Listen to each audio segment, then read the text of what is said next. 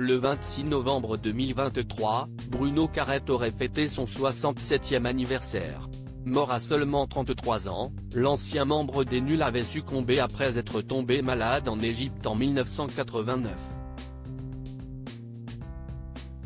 Ses obsèques avaient nécessité d'énormes préparatifs pour l'équipe de Canal+, bien déterminée à rendre hommage à son ami disparu. Invité dans l'émission C'est à vous, Dominique Farrugia a révélé l'énorme surprise qu'avait réservé le fondateur de Canal+, André Rousselet, à ses collaborateurs lors de la mort brutale de Bruno Carrette à seulement 33 ans en 1989. André, il décide que puisque Bruno est enterré dans le sud de la France,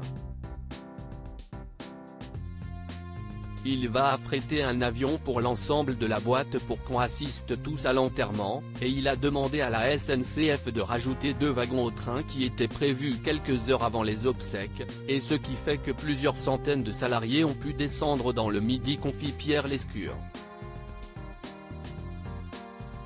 Ému à l'évocation de Bruno Carrette, Pierre Lescure ajoute, « Il nous avait demandé, on peut tenir l'antenne 24 heures avec combien de gens ? Je m'étais renseigné, j'avais dit on peut y aller avec 64 personnes, alors tous les autres y vont. » Traumatisée par la mort de son amie, Chantal Lobby avait également révélé auprès des journalistes de France Soir en 2010, « Cette disparition brutale est encore très dure à vivre, même aujourd'hui.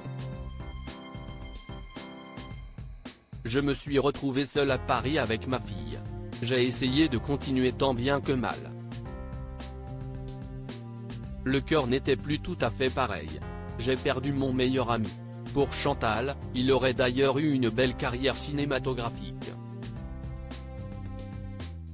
Du côté d'Alain Chabat, le drame est encore vif. Face à nos confrères de GQ, il se souvenait avec beaucoup d'émotion, à sa mort, on était tellement terrassé que l'on s'est arrêté. Une mort très rapide. Pour rappel, Bruno Carrette faisait partie de la bande des Nuls sur Canal+. Il a contracté un virus à l'été 1989 lors d'un voyage en Égypte. À son retour en France, son état se dégrade rapidement.